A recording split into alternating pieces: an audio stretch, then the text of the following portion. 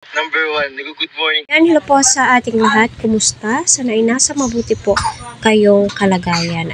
So, Edu ay namimiss ang mga ginagawa o mga mensahe ni Viancy sa kanya. So, ano nga ba po yun? So, yan po yung pag-uusapan po natin. Naway nasa mabuti po kayong kalagayan. Marami pong salamat sa lahat na nag-subscribe sa aking channel. Huwag po natin skip ang ads ni Kalinga Prab, Kuya Val, at ang buong team Kalinga. So, ay nako. Natilay, naninibago nga po itong si Edu.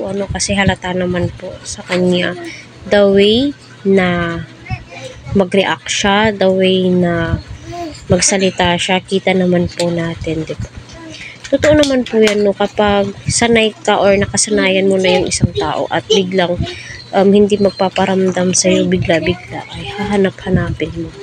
Yung tilay nasanay ka sa kukomfort niya, tapos biglang maglaho ng bigla. Although di naman po naglaho, siguro hindi ko alam kung ano yung dahilan. So ito po yung question and answer ni Kalingap JG. Panoorin po natin doon sa kanyang video vlogs. At alam naman po natin na itong si Viancy ay napaka-caring po niya, tuwing andyan ang Kalingap, kita naman po natin, lalong-lalo na po ang kanyang mga magulang na alagang-alaga ang team Kalingap. So, panoorin muna natin. Number 1, good morning ka daw kay Viancy. Or good night, guilty or not guilty daw? Guilty. Guilty tayo dyan. Guilty? Good morning ka? Good morning ako daw. Siya din naman siya din? Reciprocate naman pala. Dati? Diba? So, dati daw po ay nag-chat po sila ng good night message po sila sa isa't isa. Pero ngayon ay tilay nagbago nga po. Diba?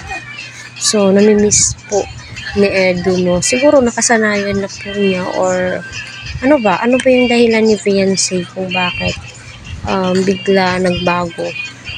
So, alam naman po natin lahat, marami din po sigurong inaasikaso sa Viancy. Aside of that, siguro ay nahihiya po siyang mag-chat